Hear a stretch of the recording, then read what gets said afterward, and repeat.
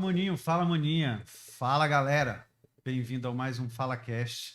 E nessa noite de hoje a gente tem um convidado aqui muito especial para falar sobre um tema que eu adoro, que é falar sobre provérbios.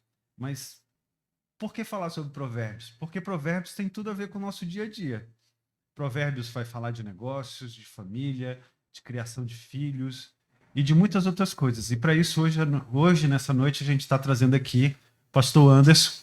Muito obrigado, viu, pastor? E para a gente aqui do Estúdio 2Pi é um grande privilégio ter o senhor aqui conosco para compartilhar um pouco do seu conhecimento. E quero começar pedindo para que o senhor possa se apresentar aí para todo mundo que está assistindo a gente em casa. Que legal, né? Primeiro, muito obrigado pelo convite. É uma honra, é um prazer, privilégio poder estar aqui com vocês e poder falar de um assunto tão fundamental, né, e importante para a nossa vida como pessoa, né? Eu particularmente para a minha vida como cristão, e que vai abordar temas da atualidade, do dia a dia, e que são fundamentais para a gente ser bem sucedido em todas as áreas da nossa vida. Eu sou o pastor Anderson, né, como o Eric já me apresentou. Eu tenho 36 anos e tenho uma pequena caminhada, né, com Cristo. Eu me converti, eu tinha 18 para 19 anos, né? Era um jovem, um garoto, e tomei uma decisão que foi muito importante para mim. Foi uma virada de chave, né, na minha vida. Um jovem sem perspectiva, sem planos, sem sonhos. Era aquela coisa de deixa a vida me levar.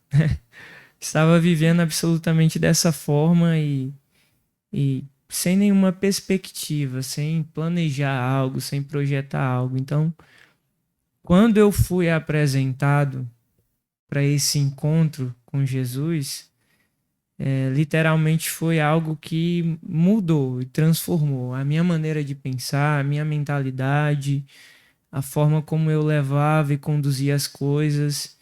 Então, realmente foi um novo nascimento, como de fato a Bíblia diz, né? Um novo nascimento, e pude enxergar as coisas com uma nova perspectiva. E de lá para cá, a gente tem essa caminhada, né, com Deus, e vamos, ao decorrer, a gente pode falar mais um pouco da nossa trajetória, né? E o mais interessante, né, pastor, é que o senhor me contou que quando começou, logo depois da conversão, os primeiros livros que você tentou ler não dava certo, que era a parte do Pentateuco, mas por um direcionamento da sua liderança, do seu pastor na época, disse assim, ó, começa lendo Provérbios. Isso, exatamente. Quando eu me converti, né, tinha aquele desejo e a necessidade como cristão de conhecer a palavra de Deus, né? Eu acho que isso é um princípio fundamental para todo mundo que se diz cristão, se diz seguidor de Cristo. Então, na época, eu entendi dessa forma. Não, se agora eu sigo os caminhos do Senhor, então eu tenho que conhecer o que fala a sua palavra. Eu tenho que conhecer a Bíblia, eu tenho que estudar aquilo, eu tenho que conhecer a Deus, né? Tive aquele primeiro contato da conversão, então agora eu tenho que conhecer, saber o que ele fala, o que ele diz. Então eu comecei a ler Gênesis, Êxodo, Levítico, Números, e era uma compreensão muito difícil. Uma leitura densa. Muito difícil até para quem está começando na fé. Então é um assunto já muito sólido, né? E a minha liderança, o meu pastor na época, ele falou: "Não, meu filho, você tem que, eu vou te dar uma orientação. Você comece lendo Provérbios, que é uma leitura mais correta para você no momento, e leia um evangelho, valendo Mateus, Marcos, Lucas, né? que aí você vai conhecendo a pessoa de Jesus e você vai tendo também um conhecimento de sabedoria. Você, como jovem, está precisando nesse momento. Então, foi aí que as minhas primeiras leituras da Bíblia foram feitas de Provérbios e o livro dos Evangelhos. E para você que está chegando agora, está entrando aqui no nosso canal do YouTube, quero te dizer o seguinte: você não está no podcast errado. A gente vai continuar falando sobre negócios, empreendedorismo, o dia a dia, só que por uma abordagem de algo que é milenar, que é a palavra do Senhor e que com certeza vai te edificar nessa noite. Porque Provérbios, ele não fala só de um ponto de vista de sabedoria. Provérbios vai falar sobre tudo, sobre negócios, alimentação, casamento, dinheiro, vai falar sobre política, relacionamento, sobre sexo, a forma de falar, a maneira de falar. E vai falar também sobre sucesso, vício, sabedoria, mulheres e, acredite, até sobre educação de filhos. E a gente vai começar nessa noite falando um pouco já do que vocês adoram ouvir, que é sobre empreendedorismo, negócios. E aí, a gente tem aqui em Provérbios algumas passagens, não é, pastor Anderson? Por exemplo, Provérbios 20, 14. Nada vale, dirá o comprador, mas indo-se então se gabará. E tem Provérbios 22, 26, não estejam entre os que se comprometem e ficam por fiadores de dívidas, ou Provérbios 21, 6, trabalha por adquirir tesouro com língua falsa e vaidade laço mortal, ou Provérbios 27 e 23, procura conhecer o estado das tuas ovelhas, cuida bem do teu rebanho, e Provérbios 17, 2, 22, 29, e tem tantos outros. Por onde o senhor quer começar, pastor Anderson? Então vamos lá. Eu acho que o fundamental e a base de tudo que a gente vai fazer na vida, em todas as áreas da nossa vida, a gente pode encontrar no capítulo 1. Quando fala no capítulo 1, no versículo 7. Quando diz assim: o temor do Senhor é o princípio do conhecimento ou da sabedoria, né? Mas o insensato despreza a sabedoria e a disciplina. Então, isso aqui, ele já nos dá uma base. Em tudo que a gente for fazer, em qualquer área da nossa vida, seja nos negócios, seja na família, seja nos nossos relacionamentos.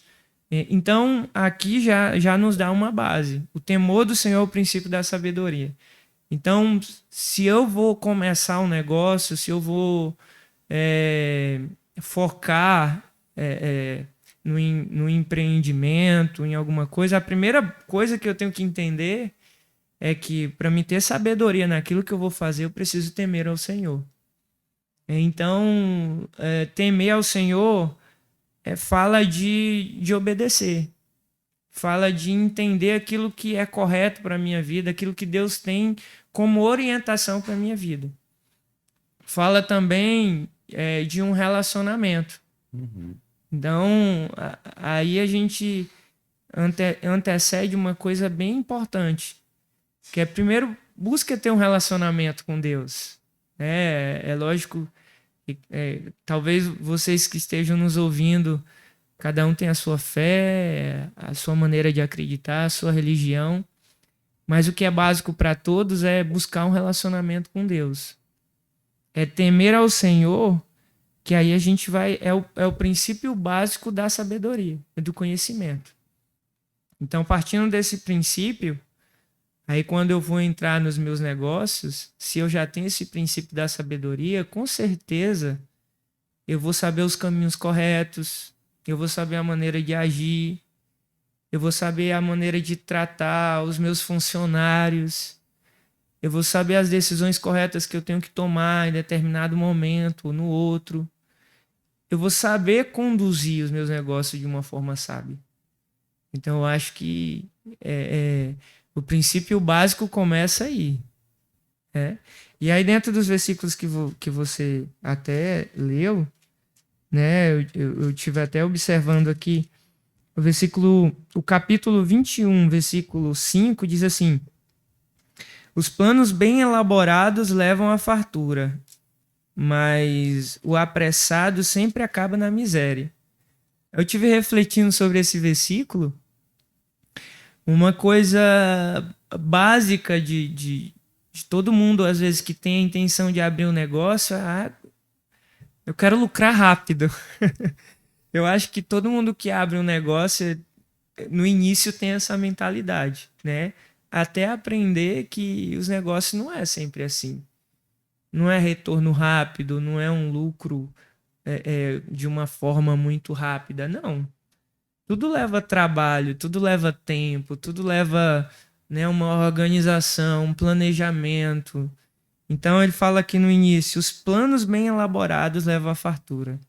Ou seja, se você vai começar um negócio, se você planeja bem, se você se organiza de uma forma adequada e você começa a entender sobre aquele negócio, você começa a estudar sobre aquele negócio, e você se organiza, planeja de uma forma correta, você, com certeza, você vai ser bem sucedido nos seus negócios.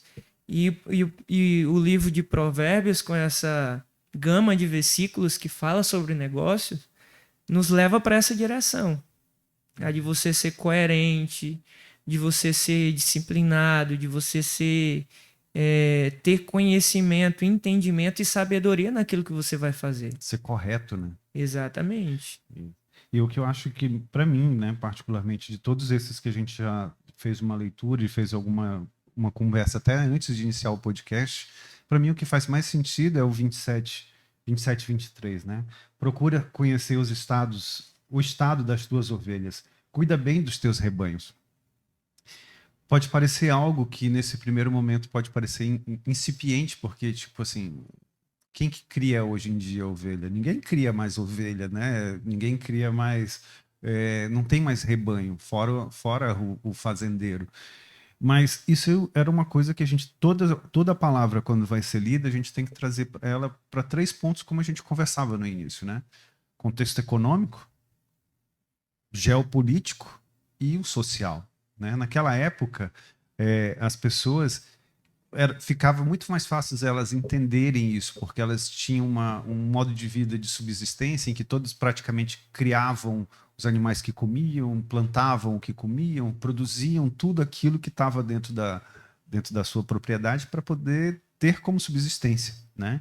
E quando Salomão coloca que procura conhecer o estado das tuas ovelhas e cuida bem dos teus rebanhos, isso na aplicação hoje do dia a dia, é literalmente assim, olha, amigo, olha para os teus funcionários, olha para a tua empresa, olha para os teus processos, que aí o sucesso é certo, não é isso? Sim. Então, como a gente estava conversando anteriormente, Provérbios ele tem esse poder. Na verdade, toda a Bíblia tem esse fator, né?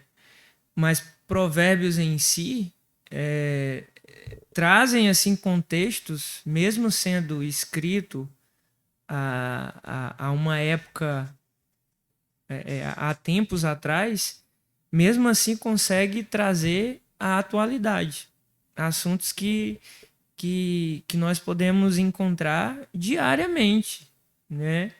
Então, uma coisa que eu faço, né? O que eu faço? Todo dia. Provérbios ele tem 31 capítulos. Nós temos meses de 31 dias, meses de 30 dias. Então, o que eu faço? Faço uma leitura diária. Eu não faço isso todos os meses, mas eu sempre procuro colocar em prática. Então, dia 1º eu leio Provérbios 1, dia 2 do mês eu leio Provérbios 2. Então, assim, eu faço uma leitura de Provérbios e eu vou tendo entendimento. Então, trazem assuntos, contexto da atualidade. Então, quando você fala de cuidar bem das ovelhas, nós temos esse num contexto também no convívio de igreja, né? Sim. Então, no convívio da igreja, nós tratamos as pessoas como os pastores tratam os irmãos da igreja como ovelhas, cuidar bem das ovelhas, mas que pode ser relacionado também à questão dos negócios. Uhum. a questão de você ter uma empresa e de você tratar bem aquelas pessoas que estão ali dia a dia com você.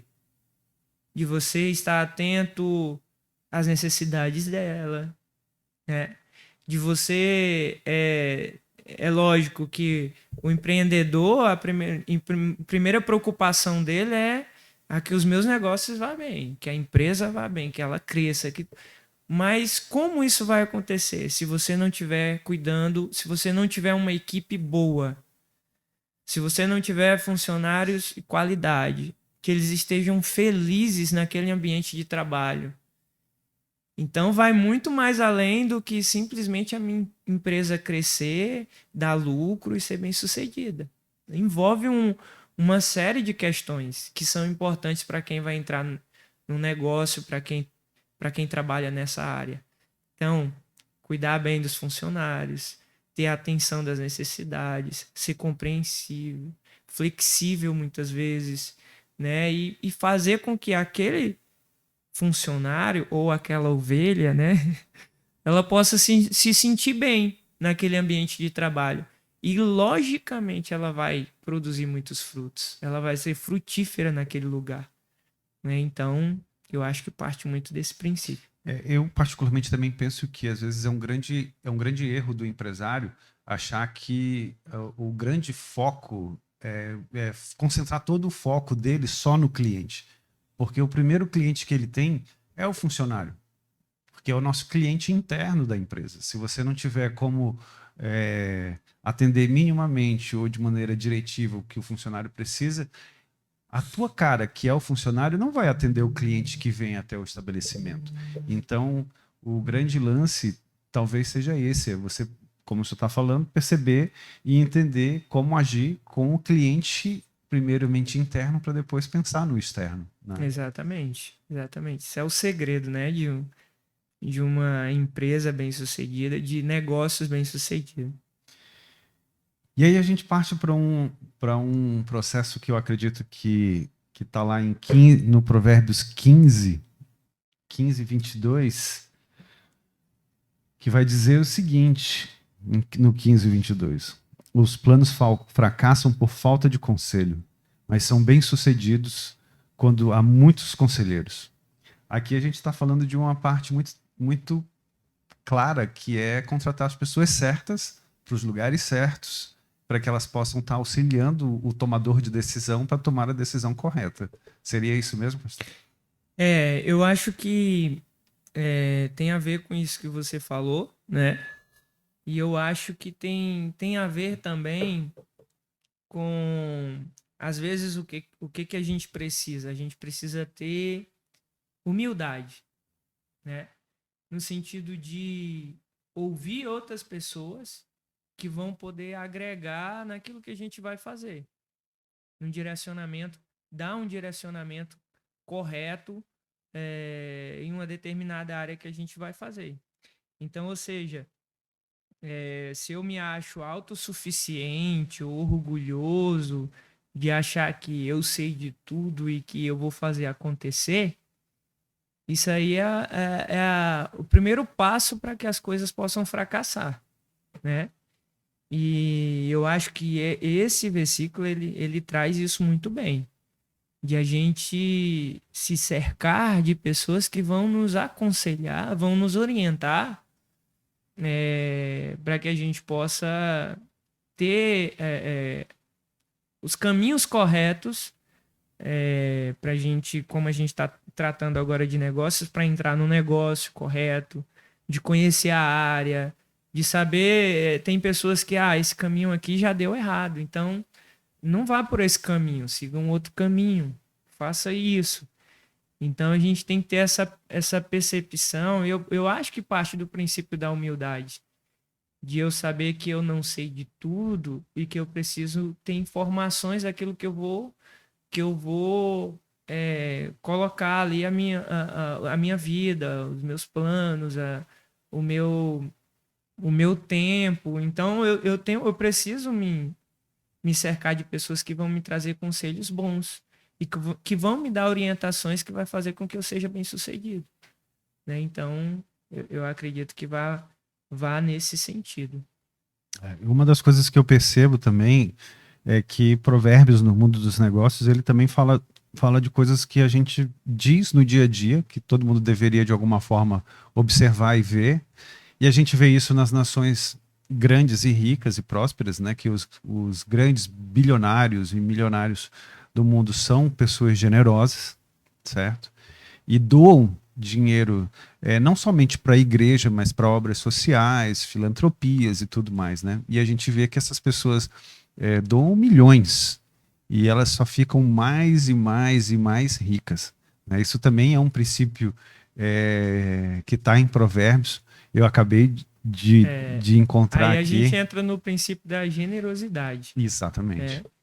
Generosidade é um princípio muito importante. No capítulo 3, a gente vai ver, por exemplo, Davi, o rei Davi, ensinando para o seu filho Salomão. Um princípio básico para ele ser bem sucedido.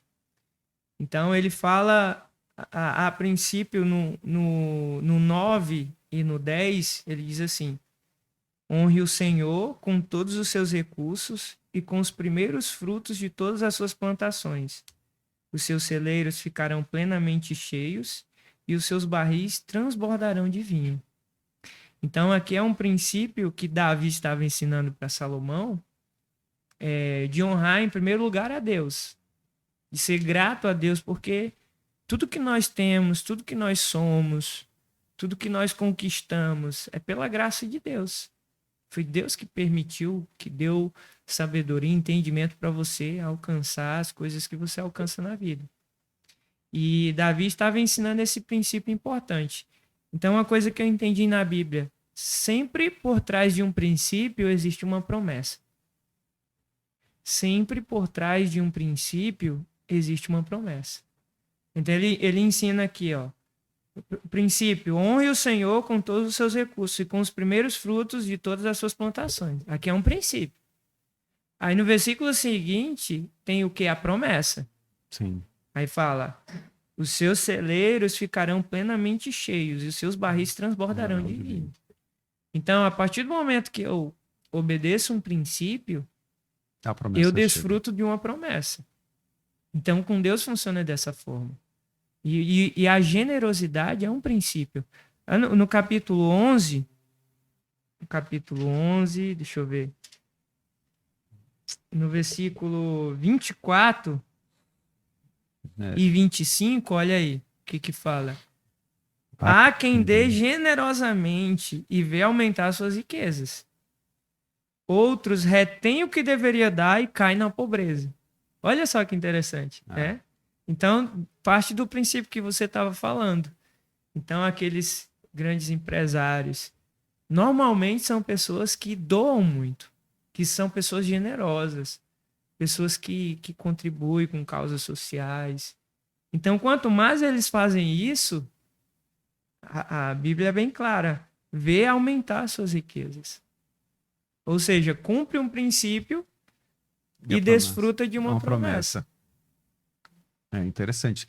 Até então, eu nunca tinha percebido isso desse ponto de vista, da promessa e o princípio. Sim. Ou seja, primeiro eu pratico o princípio e depois eu desfruto da promessa. Eu ainda não tinha tido esse insight.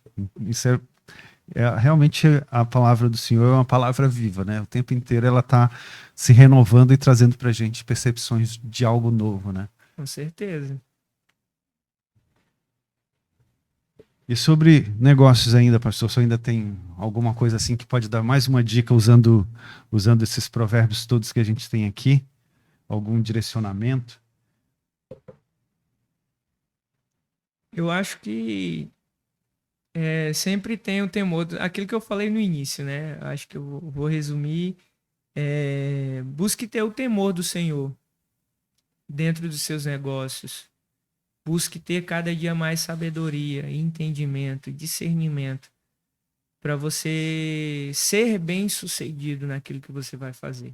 Eu acho que eu posso concluir esse tópico falando a esse respeito. Maravilha. Vamos passar então para o segundo tópico, que seria agora falar sobre política, porque no final das contas, Provérbios também fala sobre direcionamento de política, né?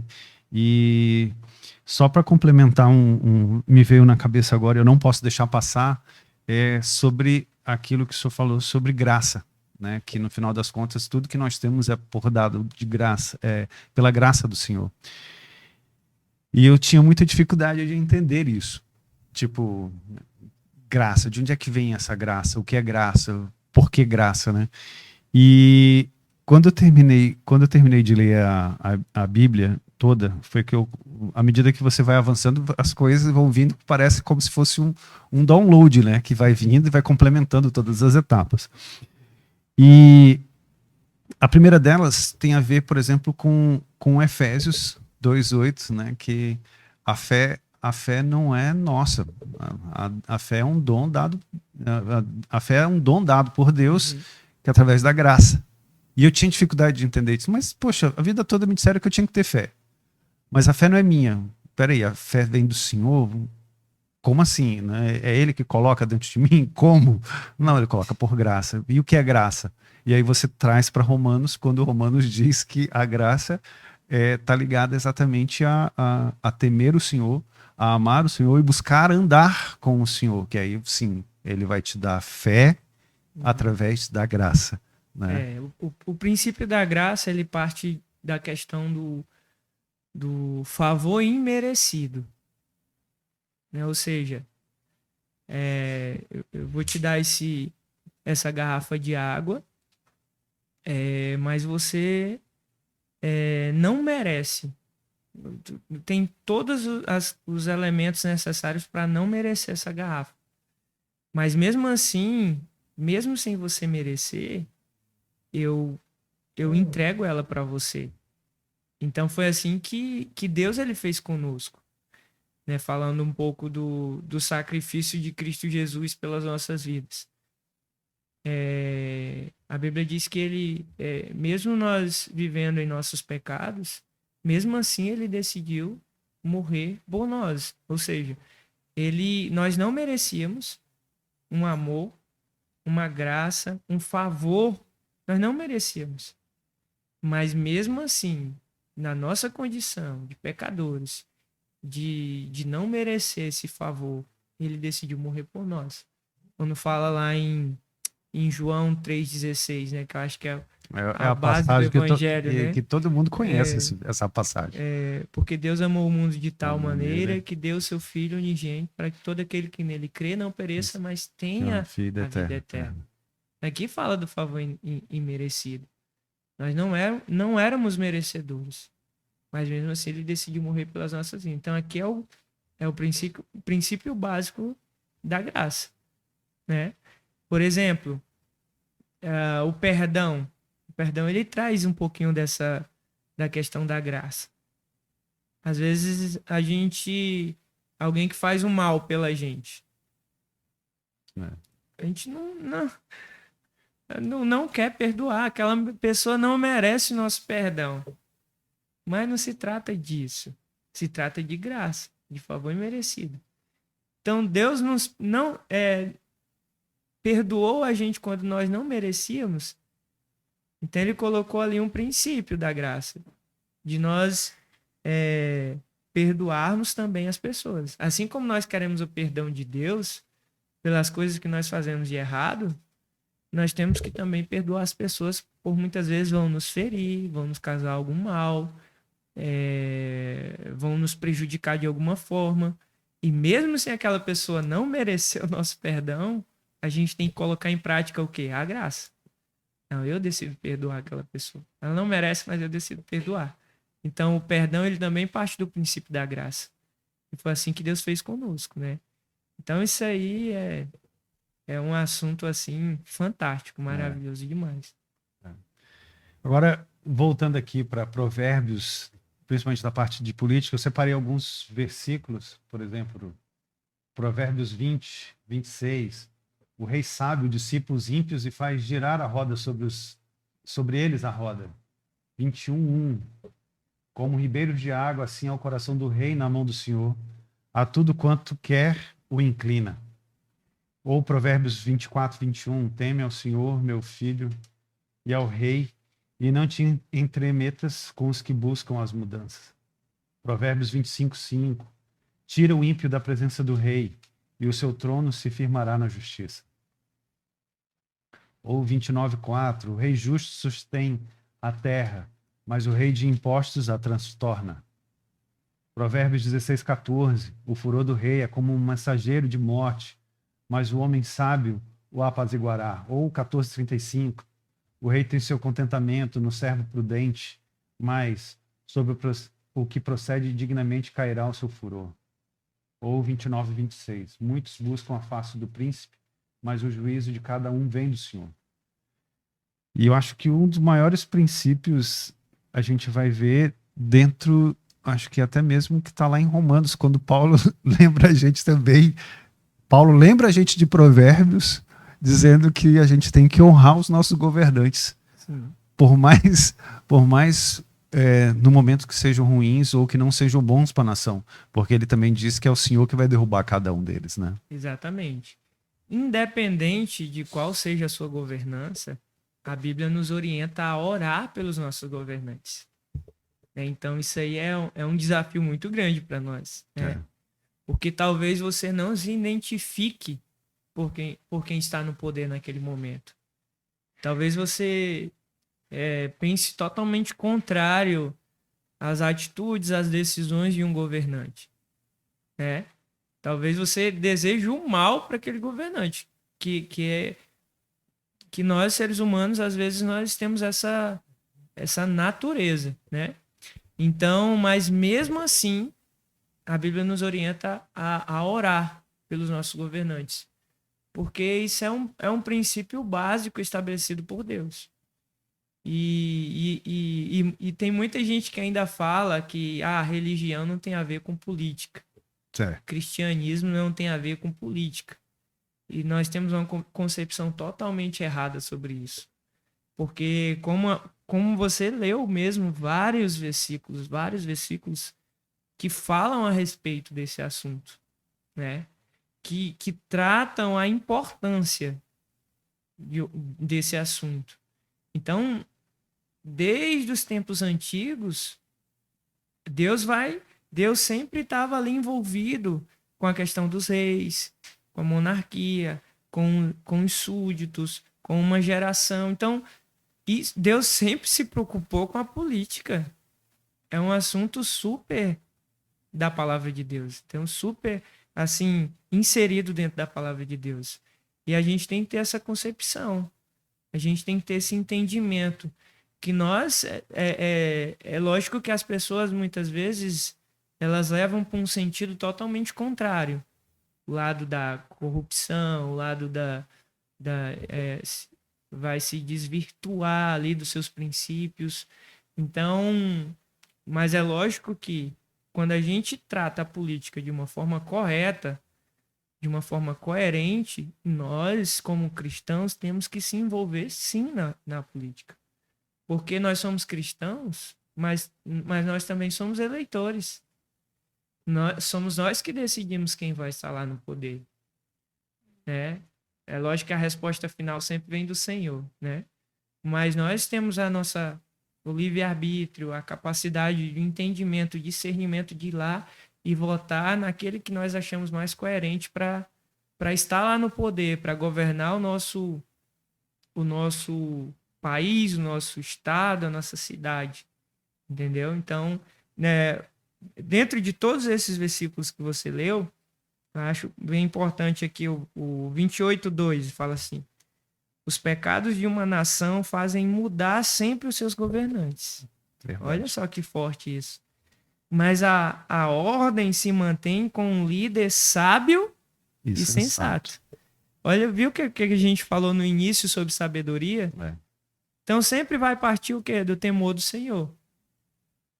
Então, um líder, um governante, que ele tem esse princípio intrínseco nele, da sabedoria, do temor ao Senhor, cara, ele vai governar muito bem uma cidade, um estado, um país, né? Então, eu acho que falta muito isso os nossos governantes. É ter o temor do Senhor, é ter sabedoria nas suas decisões, entendimento, porque a gente vive num tempo muito difícil, politicamente falando, Sim. né? E, e a gente tem que fazer o que a Bíblia diz, orar pelos nossos governantes, pedir que eles tenham sabedoria, discernimento, que Deus possa estar conduzindo, instruindo. Então, parte muito nessa questão. Eu costumo falar meio que brincando em casa, né? Mas dizendo assim: olha, mulher, se Deus levantou até o faraó para poder, durante aquele tempo que Moisés ia lá todos os dias, praticamente ter audiência com o faraó e dizer assim: olha, liberta meu povo, e o faraó dizia não. Tu imagina o que é que ele não faz também, às vezes, com uma nação que tá sobre um processo, passando por um processo que ele quer que passe. E às vezes eu percebo isso. Por exemplo, quando ele levantou o, o rei Esaú, né? Que era um cara que também tinha recebido a unção do Senhor para governar, Saul, né? né? Saul, desculpa, para governar a nação. Só que no meio do negócio ele se perdeu. Não teve a sabedoria necessária para continuar no Sim, caminho do Senhor. E aí ele vem, pega e levanta outro. sim. E não foi num processo tipo assim, olha, levantou, colocou no lugar. Levou-se um E eu tempo. acho interessante isso, Eric, que eu tava lendo sobre isso recentemente, né? Essa semana, inclusive. E o povo, eles clamaram a Deus, nós queremos um rei, nós queremos um rei. E naquela época era conduzido pelos juízes, né? Então Samuel era um juiz estabelecido daquela época, o profeta Samuel. E aí o povo, nós queremos um rei. E aí Samuel foi até Deus e Deus, tá bom, eu vou dar um rei. Só que depois ninguém me diga nada. Isso. Sei Então lá. ele ungiu Saul como rei, mas mesmo assim, Deus falou, ó, se o rei de vocês obedecerem às minhas leis, os meus mandamentos, e se vocês também se colocarem e obedecerem a minha palavra, vocês serão bem-sucedidos. Então, por mais que naquele momento era algo fora do plano e do propósito de Deus ali, da vontade de Deus para aquele momento, para aquela época, Deus falou: se vocês estão pedindo tanto, eu vou dar para vocês um rei. E deu. Mas ele mesmo assim ele disse: se vocês forem bem, vocês serão bem-sucedidos. Mas Deus dá o livre-arbítrio, né? Ele deixa você tomar suas próprias decisões. E as decisões de Saul foram totalmente Catastróficas. contrárias àquilo que Deus orientava e Deus falava, as orientações que Deus deu. Então ele agia contrário à palavra de Deus, à lei, aos mandamentos de Deus. E aí foi o fracasso do povo, né? E aí Deus levanta um novo rei e fala para que Samuel pudesse ungir o novo rei que aí nós conhecemos que é Davi, né? Que aí daí sim toda a linhagem e a geração de todos os reis partem, né, até mesmo o trono hoje, né, o trono de Deus parte da linhagem de Davi. Exato. E aí é interessante isso, que é uma engrenagem. A gente tem que entender que muitas vezes as coisas não estão na mão só vamos chamar assim, não está na mão só do rei, ou do governador, ou do presidente, ou do prefeito. Também está na nossa mão. Ou seja, na mão do povo, né? Isso. Da nação. Ou seja, o nosso governante tem que estar alinhado com o Senhor e nós também temos que estar. Porque não adianta nada só o cara que está lá em cima no poder, de alguma forma, ter essa direção e nós aqui embaixo continuando. Tanto que falou no versículo que nós lemos, os pecados de uma nação isso. fazem mudar sempre os seus governantes. Né? Então a gente tem culpa também. Isso. Né? Isso. Nós temos muita culpa também. E eu vejo isso de maneira muito clara, né, pastor? À medida que a gente reclama do governo que tem corrupção, né? Mas à medida em que eu consigo um jeitinho de furar uma fila, ou um jeitinho de burlar um semáforo, ou dar uma maneira de me livrar de uma multa, eu também usufruo disso. Exatamente. Né? E isso também as pessoas têm que entender que é corrupção. Mas isso é pequeno. Cara, qual é a diferença do ladrão? O cara que desvia de uma... Que rouba um bombom. E o cara que rouba 1 milhão. Qual é a diferença do ladrão? É só o Exatamente. objeto? Não, é a mesma coisa. Né? Então, a gente também tem que entender isso, que nós somos uma engrenagem. É o governante e nós como povo. Né? Com certeza, com certeza. Então, a gente precisa mudar, né? Nós como nação. A gente precisa realmente ter aquilo que a gente estava falando no início, que a gente viu um autor que falava que ele fala de um princípio básico do livro de Provérbios, que ele diz assim: afaste-se do mal. Isso. Então, ele fala, um dos princípios mais fortes de Provérbios, né? Afaste-se do mal. Eric, em tudo que a gente for fazer, se a gente se afastar do mal, a gente vai atrair coisas boas para nós, né? Então é nos pequenos detalhes, é que nem você falou. É numa fila, é no ônibus você se levantar para uma pessoa mais idosa, né? Ou com uma moça com um neném no colo, né? Então é esses princípios básicos que vão tornando uma sociedade saudável, uma sociedade correta, um convívio social que vai trazer frutos para uma cidade, para um estado, para uma nação, entendeu? Então realmente parte muito isso de nós, de cada um de nós, né? Não só dos nossos governantes mas de toda uma nação, porque o ser humano ele tem uma coisa muito ruim da nossa natureza, que é buscar os benefícios próprios. Então, em tudo que a gente muitas vezes vai fazer, a gente pensa, o que eu vou ganhar com isso? Né? Qual é o meu ganho? E às vezes o que a gente faz? A gente passa por cima das pessoas para obter um benefício próprio. Nós somos seres egoístas. Nós só pensamos em nós. Egocêntricos, né? Exatamente. É o meu bem-estar. É a minha necessidade. E na política é muito isso. Né? Os governantes entram lá para satisfazer o ego, para fazer os benefícios para eles mesmos. As leis só são coisas que são voltadas para eles mesmos, coisas que favorecem a eles. Então, tem muitos que estão lá, é lógico que a gente não pode generalizar, mas tem muitos que estão lá que não estão nem aí para a população, para o povo, só estão pensando no seu próprio benefício. Pensamentos egoístas, entendeu? E muitas vezes nós somos assim também, fora da política. Sim. Nós agimos assim, nós pensamos assim. Vão ajudar alguém, mas o que eu vou ganhar por isso? O que está por trás disso? Entendeu? É sempre um pensamento assim, de um benefício próprio. Né? E a gente tem que rever muito esses pensamentos, esses conceitos. Né? E mudar Mas isso é muito difícil, né? É literalmente mudar o mindset de uma população inteira, né? Porque, generalizando também, hoje a gente tem uma população que literalmente passa fome, né, em alguns casos, não tem trabalho também, e de alguma forma fica pensando sempre no amanhã.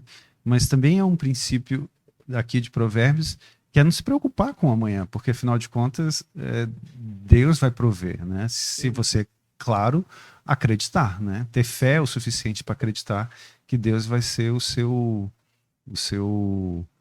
provedor, né? Então, eu sei que às vezes pode parecer para algumas pessoas uma conversa, simplesmente só uma conversa, uma falácia, mas às vezes você está devendo, tá passando necessidade e recebe um troco errado e quer se aproveitar daquele dinheiro que veio extra, né, digamos assim, para pagar uma conta.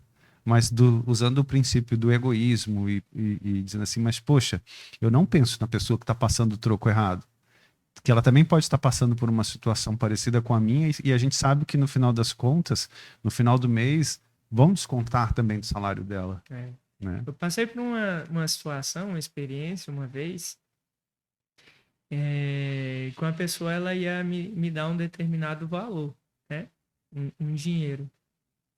E ela me passou, me entregou o dinheiro, sabe? Não contou na hora, faz muito tempo já. E ela me passou, eu confiei, peguei o dinheiro, né? Nós se despedimos. E aí, quando eu cheguei em casa, que eu fui contar o dinheiro ele estava dobrado. Tinha o dinheiro em dobro. Cara, e aí, imediatamente, assim, graças a Deus, eu sempre fui, mesmo antes de ser cristão, eu sempre tive esses princípios muito fortes, né? Pelo meu pai, pela minha mãe, essa questão da honestidade, né? E tudo. Eu lembro que a primeira vez que eu peguei uma disciplina da minha mãe foi quando eu fui comprar uma cocada, eu tinha mais ou menos 5 6 anos. Fui comprar uma cocada e quando cheguei para ela, a cocada estava mordida. E eu menti para ela. Disse que a cocada eu já tinha comprado assim. Ela me levou lá no homem que Vendia vendia a cocada. cocada e o homem falou: Não, minha senhora, nós vendemos a cocada inteira. Tá aqui, todas estão inteiras. Aí ela olhou para mim. Ela diz: Eu não lembro exatamente. Eu lembro a disciplina, eu lembro, né, como aconteceu. Mas ela disse assim para mim: Eu vou lhe disciplinar para você nunca mais mentir. Meu filho, você tem que ser honesto. Você tem que agir corretamente. Então, minha mãe e meu pai já me passaram esses princípios, né? E aí, naquele momento que eu peguei aquele dinheiro dobrado, eu não pensei duas vezes. Não. Eu tenho que ligar para a pessoa e devolver esse dinheiro, né? Não é justo, não é correto que nem passou pela minha cabeça o fato de não, vou ficar com esse dinheiro, ele não vai saber, não vai descobrir, não, nem passou pela minha cabeça. Mas eu acho que é muito uma questão também de caráter, Eric. Caráter. Então é você ter integridade, caráter, ser honesto. E é nas simples coisas, simples coisas, simples. Sabe aquela coisa de jogar um lixo pela janela do carro? Sim. Entendeu? Tem gente, tem muita. É muito comum você ver isso. Você vai andando a jogar um lixo. Cara, por que tu não guarda? A próximo lixeiro que tu encontrar, ou a sacolinha ali dentro do carro, e depois você vai jogar fora. Não, mano. Tomei um refrigerante, uma água aqui, joguei na janela do carro. Então, cara, já é um princípio errado isso. Já é uma quebra de princípio. E aí você nem percebe, mas você tá fazendo coisas erradas. Lembrar que no final das contas é de pouco em pouco que se faz o muito, né? À Exatamente. medida que eu tenho uma gotinha no oceano de jogar um lixo fora, eu também estou construindo e passando mensagem, por exemplo, para dentro do carro, se tiver com meus filhos que são menores, Exatamente. eu estou instalando neles ali naquele momento de dizer que o errado pode ser feito. Por mais que eu diga, ó, não pode jogar lixo pela janela.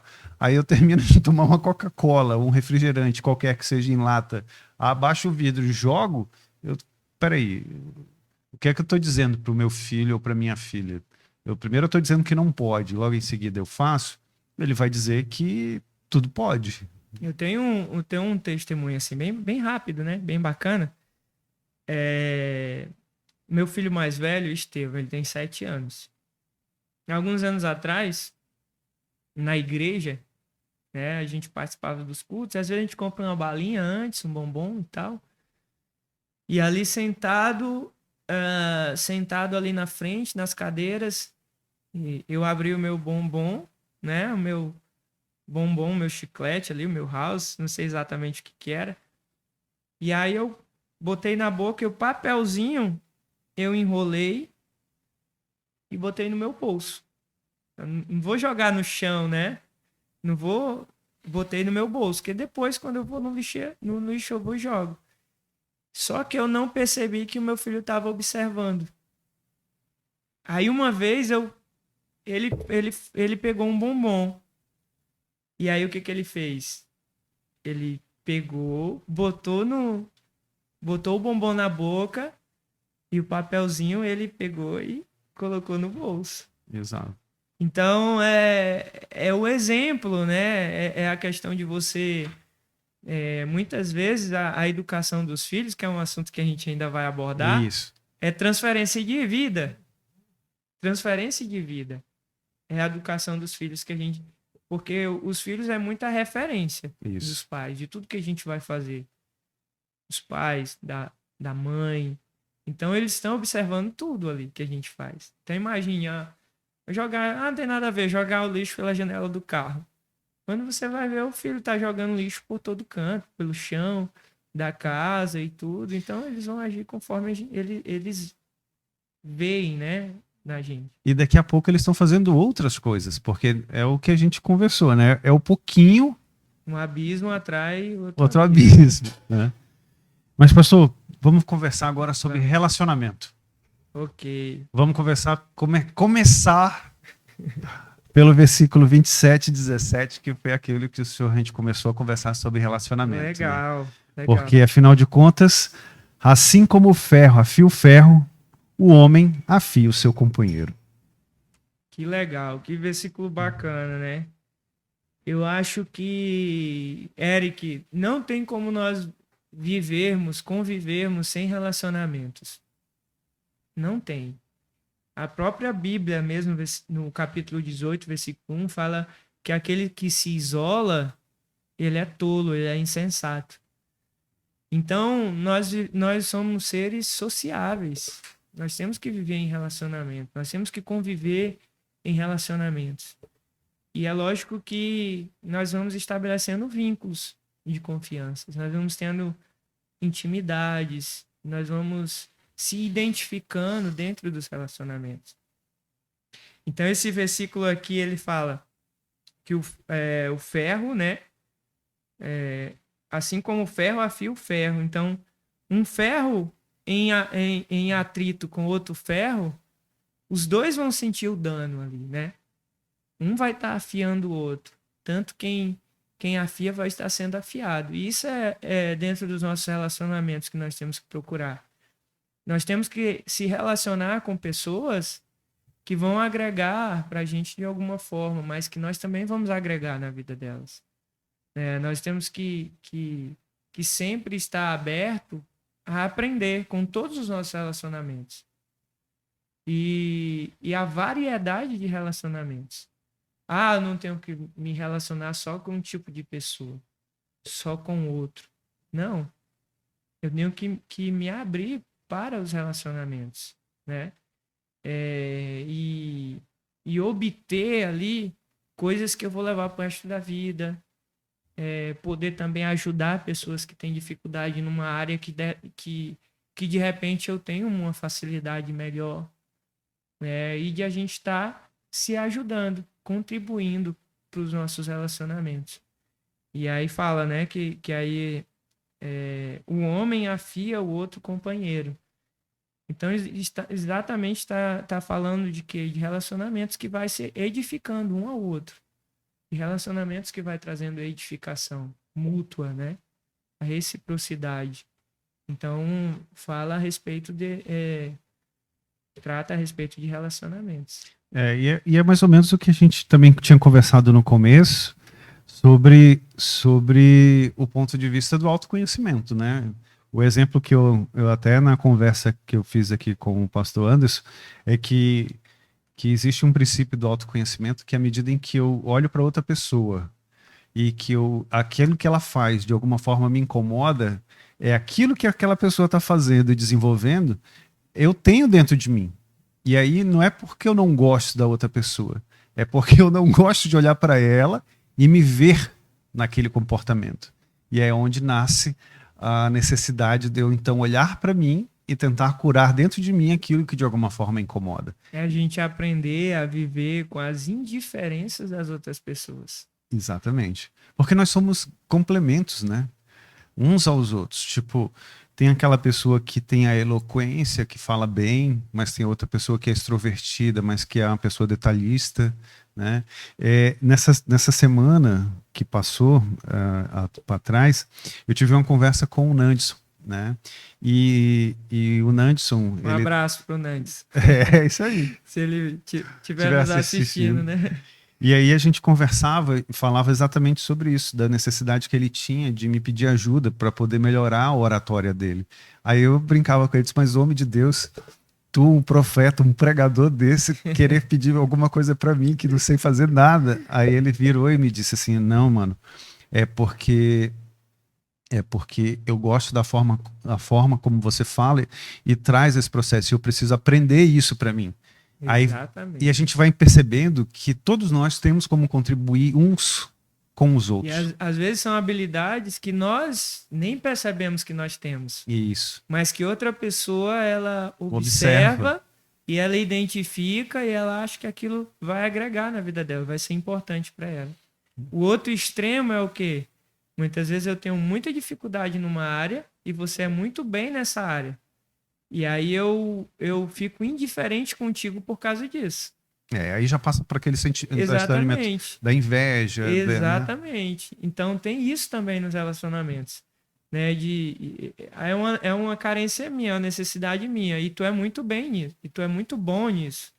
Então, em vez de eu me aproximar de você para me tentar complementar essa parte minha que não é boa, não. Eu me afasto. Porque você é muito bom naquilo que eu não sou bom. Então, tem muito isso dentro dos relacionamentos. E que a gente tem que poder ter sabedoria e entendimento para lidar com essa situação.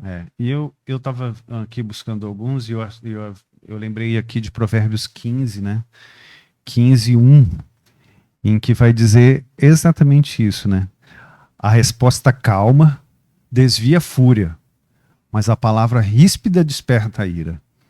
Tem muito a ver com a forma como a gente conversa com a outra pessoa, que a gente às vezes até tem dificuldade de se relacionar, né? Tipo, para mim, eu costumo brincar e dizer que para mim não é resposta e sim é resposta. Mas eu não posso achar que para você isso basta. Porque, afinal de contas, se tu me faz uma pergunta, eu respondo só não. Pode ser que para você precise do resto do complemento. E não é porque para mim é o suficiente que eu tenho que trazer isso como uma verdade plena e absoluta. E isso gera também um conflito, né, que é o que está sendo posto. O que é muito ruim, Eric, dentro dos relacionamentos, é que existem pessoas que elas têm vários problemas emocionais. Às vezes feridas, às vezes traumas de relacionamentos passados. Uhum. Então, à medida que elas vão se relacionar futuramente, elas se envolvem em relacionamentos abusivos. Ou ela começa a abusar dentro do relacionamento. E isso é muito ruim, né? Porque a gente começa a achar que só eu tenho que ser favorecido dentro de um relacionamento, dentro de uma amizade, ou até mesmo dentro de um relacionamento conjugal. Um relacionamento entre marido e mulher. Entendeu? Então, é parte muito também desses princípios das emoções. É de a gente ter as nossas emoções bem resolvidas para a gente poder ter os nossos relacionamentos saudáveis. Porque, às vezes, tem aqueles tipos de pessoas narcisistas, né? Que só querem se beneficiar dentro dos relacionamentos. Que se envolvem em relacionamentos abusivos. Né? Que acham que devem manipular os relacionamentos. Que aí a sua amizade é só para favorecer você mesmo. Entra no princípio de egoísmo também. Entendeu? Então, a gente tem que se afastar desse tipo de relacionamento. Primeiro eu tenho que procurar resolver as minhas emoções. Eu tenho que curar, sarar as minhas emoções, os meus problemas mal resolvidos que eu tenho, para mim poder ter qualidade dentro dos meus relacionamentos. Porque muitas vezes a gente só replica aquilo que a gente absorveu na infância. As nossas reações, às vezes, são consequências das nossas feridas, dos nossos traumas, dos nossos ressentimentos do passado. E aí, hoje, dentro do meu relacionamento, eu estou colocando em prática, às vezes sem perceber ou às vezes percebendo, aquilo que eu vivi lá atrás, né? E isso é muito ruim para os relacionamentos. E a gente falava que a criança, né, nasce só com três medos, né? De fábrica a gente só vem com três medos. Ao longo da vida a gente vai adquirindo os outros acessórios que a gente vai recebendo dos parentes mais próximos, mãe, pai, irmão, primos, tios, avós, né, amigos. E para quem não sabe, todos nós nascemos só com três medos. A gente nasce com medo de barulhos muito altos, e você que tem filho, o recém-nascido, ou já cresceu, se você lembrar, às vezes ele não tinha medo de botar o dedo na tomada, mas ele tinha medo, por exemplo, quando caía um prato lá na cozinha que fazia um barulho muito alto, ele se assustava naquele processo. Sim. Porque toda criança só tem medo de barulhos muito altos, e medo de cair. Porque, acredite, ele sabe que se cair, ele tá com os ossos todos frágeis, ele vai perecer, vai morrer. Então ele tem medo de cair, por isso que ele se agarra, muitas vezes, a gente, na mão, na mãe ali, porque ele tem medo de ser derrubado e cair, né? Esse é o segundo medo. E o terceiro medo é o medo de passar fome. Porque naquele momento ele não pode se autoalimentar, então ele precisa que alguém o alimente. Por isso, por exemplo, que toda mãe costuma dizer que conhece o choro do filho. Quando ele está com fome, quando ele está com dor, quando ele está carente, né? E quando ele se sente de alguma forma ameaçado, né? Ali num processo em que ele se sente só. E ao longo da vida a gente vai trazendo esses outros medos, né? E esses medos são, às vezes, causados por traumas de relações, né? E aqui relações de maneira bem ampla, amizades, né? Lideranças que passam pela vida da gente, e lideranças também é bem global. A gente está falando de chefes, patrão, lideranças até da igreja também, né?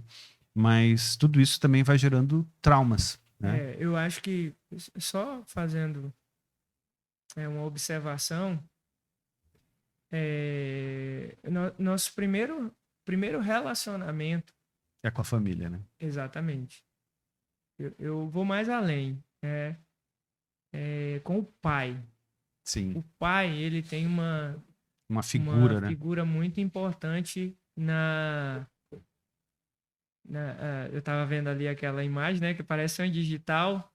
Tem muito a ver com a questão da identidade do filho, mesmo sendo menina ou menino, né? Então o pai, ele é o formador de identidade. Então, se o seu primeiro relacionamento é um relacionamento saudável, você tem tudo para ser bem-sucedido em todos os outros relacionamentos. É lógico que pode, né, nós vamos aprendendo ao decorrer da vida e vamos se frustrando, faz parte, né? A gente vai aprendendo e convivendo.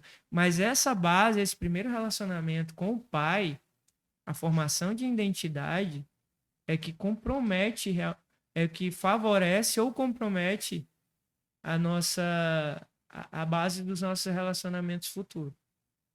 Relacionamento com o pai e depois relacionamento com uma mãe, que é a formadora das nossas emoções, né? Aquela coisa do materno, o filho cai, do aí o cuidado. filho caiu, aí a mãe, então, o pai levanta, menina, aí a mãe vem, né? O que foi, meu filho machucou e tal, então é a formação das emoções ali e tudo. Então, cara, isso aí é a base né, de nós termos futuros relacionamentos saudáveis, que vão realmente, que nós vamos agregar, edificar a vida das pessoas e também vamos ser agregados, né? Tem o versículo 17 e 17, que é um versículo bem conhecido de Provérbios. Ele fala assim: o amigo ama em todos os momentos, é um irmão na adversidade. Então, olha que bacana, né? Então, tem a ver também com a questão dos nossos relacionamentos, de nós construirmos amizades fortes, de nós termos pessoas que realmente nós podemos confiar, e que as pessoas confiam em nós, né? E tem uma pessoa que me ensinou, que ele é ele é um mentor meu, né, também, que ele me ajuda muito, que eu tenho um carinho muito grande, uma amizade muito grande, que é o pastor André Ricardo, né? Não sei se ele vai ter oportunidade de assistir, mas ele me traz conselhos muito importantes, né? E ele fala assim que a gente tem que confiar nas pessoas, mas confiar sempre de olhos abertos. Confiar de olhos abertos, né? Porque o ser humano, ele está sujeito ao erro, sujeito à falha, sujeito a cometer certos tipos de situações. Às vezes eu tenho uma amizade contigo, eu posso, à medida que nós vamos tendo mais intimidade dentro da amizade, eu estou sujeito a te ferir, a Sim. te desagradar em alguma coisa. Assim como você também vai estar sujeito a me prejudicar de alguma forma, ou que eu me sinta prejudicado de alguma maneira. E faz parte dos relacionamentos, né? Mas a gente tem que ter essa maturidade dentro dos relacionamentos. Mas esse processo também não está muito ligado à expectativa que eu deposito Exatamente. Aí tem naquilo? a ver com as emoções que a gente Isso. falou anteriormente, né? Porque veja só, a gente falava sobre comunicação agora há pouco, quando eu digo assim, olha, para mim não e sim é suficiente, mas para outra pessoa não, né? E às vezes, quando ela faz uma pergunta, ela já espera na cabeça dela, cria uma expectativa de uma resposta tão construída, tão elaborada e tão dentro de um padrão que parece uma prova do Enem. E se a pessoa dá uma resposta que é diferente daquilo, fere a expectativa, não bate no gabarito, né? E acaba sendo uma resposta errada, né?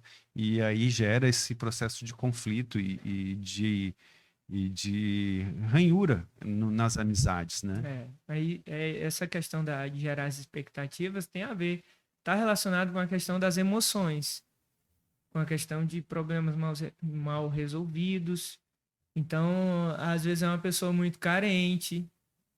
Você se relacionar com uma pessoa muito carente, você tem que ser muito cauteloso com esse tipo de pessoa. Que ela sempre vai gerar uma expectativa muito grande em cima de você. E é difícil sempre suprir as expectativas dessas pessoas. Então tem a ver com a questão das emoções.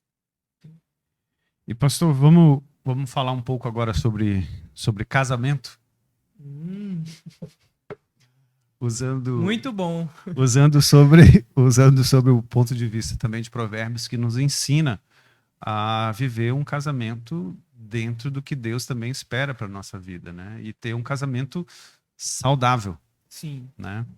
E Eu posso começar? claro, com certeza. Na verdade, eu vou falar um pouco do meu testemunho, né? Quando eu falei que eu tinha me convertido com 18 para 19 anos, um jovem sem perspectiva, sem propósito, sem sonho. Então, a me casar, pensava assim, não, casa. Deus me livre, né? Então tinha aquele pensamento, se Deus me livre, não quero casar, não.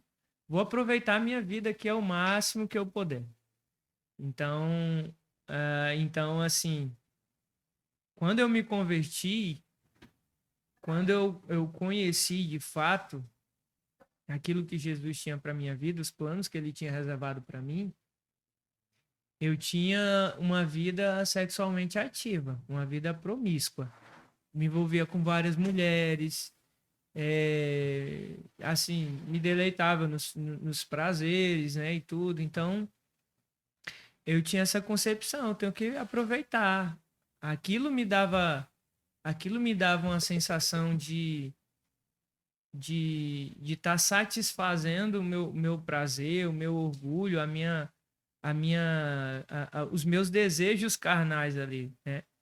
Então, quando eu conheci Jesus, foi uma virada de chave. Nessa área, eu mudei da água para o vinho.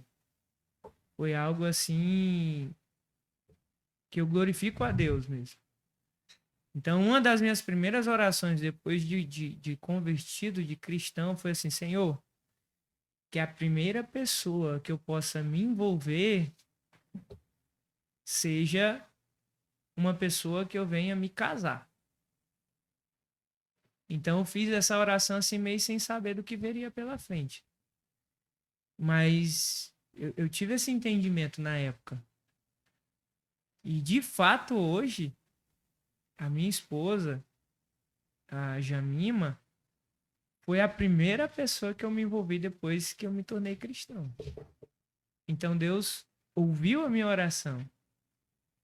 E isso é muito gratificante para mim.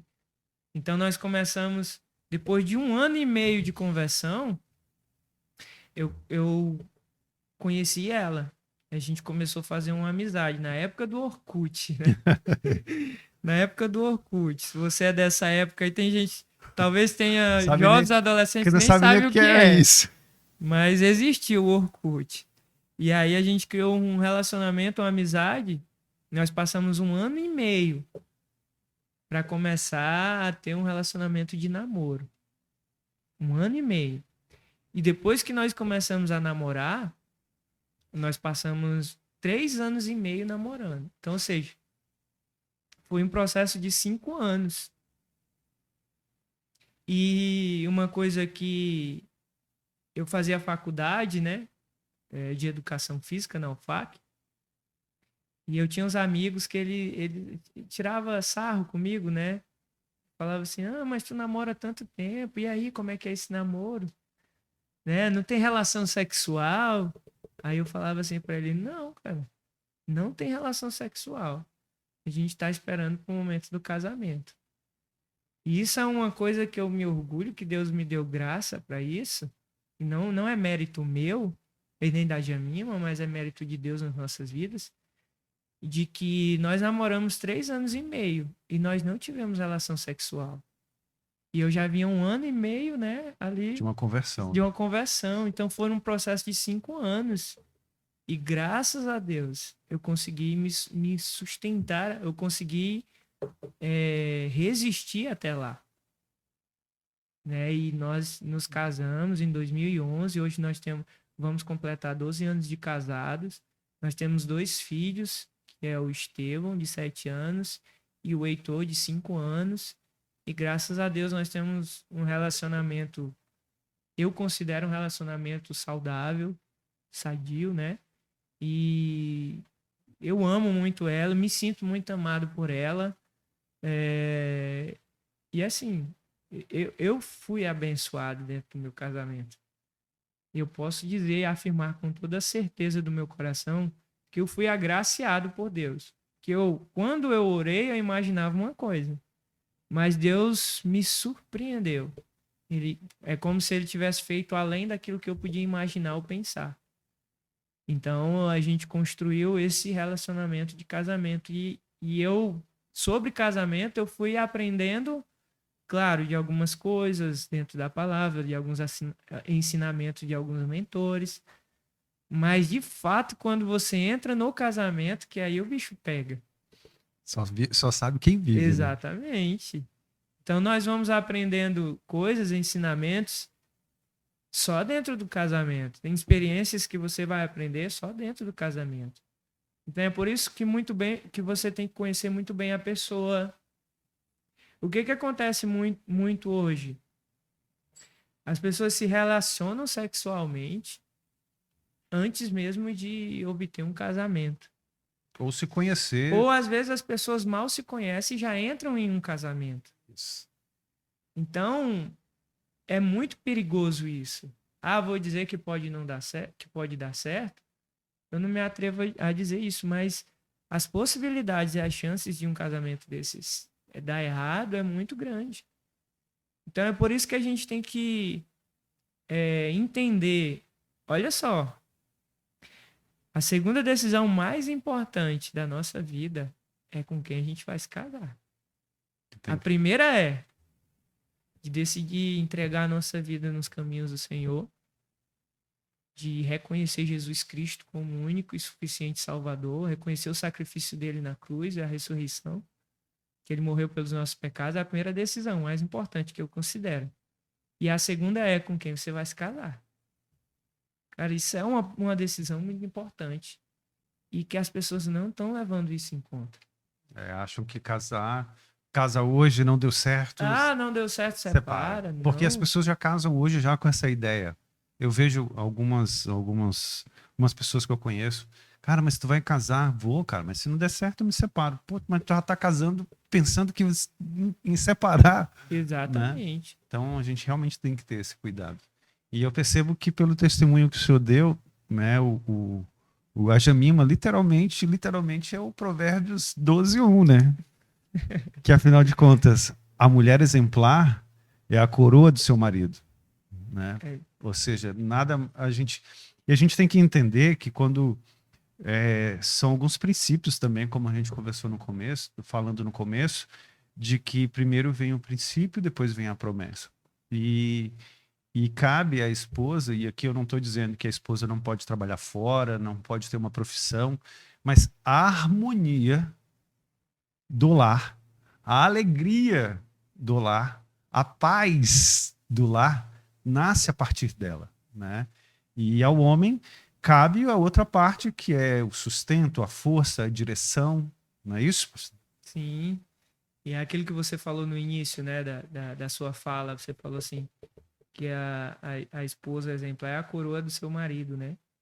E de fato eu me sinto dessa forma, né?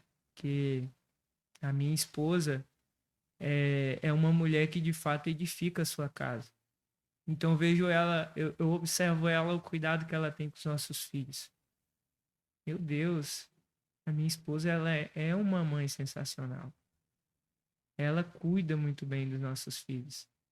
Então ela tem um zelo por eles e tudo, né? É algo assim até que entrar um pouco De de emoção. emoção, né? Porque, tipo assim, é, é você ser muito grato a Deus por você ter encontrado uma esposa que realmente te completa de fato, que traz uma alegria, uma satisfação e ela, ó, assim, uma qualidade que eu sempre falo para ela é uma mulher muito sábia, muito inteligente.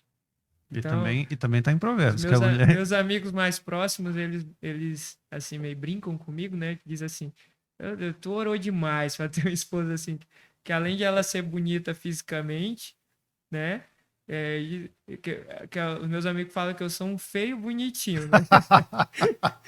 O pastor André Ricardo, ele falou isso para mim uma vez, né? Tu é um feio bonitinho. E assim, a minha esposa, ela além de ser linda fisicamente, intelectualmente, ela é sensacional. A sabedoria dela, a inteligência, a maneira como ela fala, a maneira como. E não eu me sinta inferior a ela, não. Ela é uma pessoa que, como eu falei, me completa, né?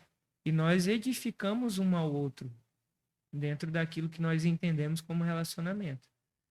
E, e eu quero mandar um abraço para ela, né? Um beijo, amor. Amanhã é o Dia das Mães, né? Então, já desejar um feliz dia perdão, né? Isso. O dia anterior foi o Dia das Mães, né? Então, quero desejar um feliz Dia das Mães para ela, dizer que eu amo demais ela, que eu me sinto muito um homem realizado, edificado, um homem coroado, né? Como o versículo que nós lemos. Eu me sinto um homem coroado. E assim, o conselho que eu deixo para as pessoas é exatamente esse. Primeiro, se submeta aos planos de Deus. Aquela coisa assim, Deus tem preparado uma pessoa para cada um de nós, né? Parece até assim um conto de fadas. Mas de fato, Deus tem essa intenção de te entregar, de fazer com que você se relacione, se case e construa uma vida com uma pessoa que ele escolheu para você, que ele tem ali preparado para você. Eu acredito nisso. Porque não faz sentido nenhum, né, pastor? Afinal de contas, se Deus quisesse que nós continuássemos sozinhos, ele tinha feito só Adão. Não tinha feito uma Exatamente. companheira para ele. E Exatamente. para mim, a promessa nasce daquele princípio lá, quando ele chama Adão, bota ele para dormir e constrói uma companheira para ele, né? Exatamente. É uma pessoa para viver ao seu lado Isso. e para construir uma vida junto com você. Eu me sinto muito realizado nessa área. Graças a Deus, né? E é isso. E agora uma pergunta bem íntima nesse sentido, pastor. Vocês costumam você e a Jamima em casa, orar junto, ler a Bíblia junto, estudar juntos? Esse é um ponto muito importante, que eu acho que isso é a base, isso é o fundamental, até para a gente estar experimentando o que a gente vive dentro do nosso relacionamento, é em virtude disso. Porque se não existe um relacionamento que você ora junto pela sua esposa, junto com ela, que você ora por ela e que ela ora por você, eu acho que uma coisa bem interessante é que o principal intercessor da sua esposa tem que ser o Meu marido. marido. E o principal intercessor do marido tem que ser a esposa. Lógico que tem os pais, né? Tem as lideranças e tudo. Mas esse vínculo de marido e mulher, cara, é muito forte. Então, a gente sim, às vezes a gente lê um livro juntos, a gente conversa. Qual é a tua opinião sobre isso? Qual é a tua opinião? A gente conversa muito. Então a gente, às vezes, chega do trabalho e tudo, a gente tem um tempo com os nossos filhos, mas aí depois a gente tem um tempo nosso, que a gente conversa, que a gente fala do dia a dia, dos problemas do dia a dia, das situações que aconteceram. E a gente sim tem o tempo que a gente ora juntos. O tempo que eu oro por ela, o tempo que ela ora por mim. Então isso é fundamental para que a gente possa obter um relacionamento saudável e que eu possa ser realizado nela e ela possa ser realizada em mim. Nós, quando nós praticamos esse princípio, nós não abrimos brecha para nada. Não abrimos brecha para nada. Entendeu? Então, não é pela nossa força. Porque pela nossa força, não. A gente entra no relacionamento pensando em ser feliz. O casamento é para mim ser feliz, para mim ser realizado. Isso é uma mentira. É um conceito errado. É uma mentira que contam pra gente desde que eu acho que a gente é adolescente, que as pessoas casam para ser feliz. Não. Eu, hoje em dia, eu tenho uma concepção nova e diferente também, depois que eu me converti, de que, na verdade, a gente casa para fazer a outra pessoa feliz. Exatamente. Isso aí é bem interessante, que no início do nosso namoro, teve uma fase que a gente começou a brigar muito, a divergir muito. E aí, eu sentei com a minha liderança na época, e ele foi bem incisivo e bem importante naquele momento. Ele disse assim, o que você busca dentro do relacionamento com a Jamima? E eu parei, pensei, não soube responder naquele momento. E aí ele fez a mesma pergunta para ela. Jamima, o que você pensa dentro do relacionamento com o Anderson? Ela respondeu na mesma hora, falou assim, fazer ele feliz. Ele olhou para mim e aí disse assim, tá vendo? É isso que você deveria responder quando eu lhe perguntei. Cara, isso é a base. Isso é a base quando nós entramos dentro do relacionamento. Partindo daquele princípio do egoísmo, a gente entra no casamento Pra ser pensando que servido, não, né? eu quero ser feliz, eu vou ser feliz, eu vou me sentir realizado. Não. É errado. É um princípio errado. A gente tem que entrar para fazer o outro feliz. O casamento é se doar, é renúncia. E acabou aquela coisa da vida de solteiro. Não, é novas responsabilidades. É uma nova etapa da vida. É uma etapa de amadurecimento, de construir juntos, de ter o mesmo propósito, de ter o mesmo pensamento.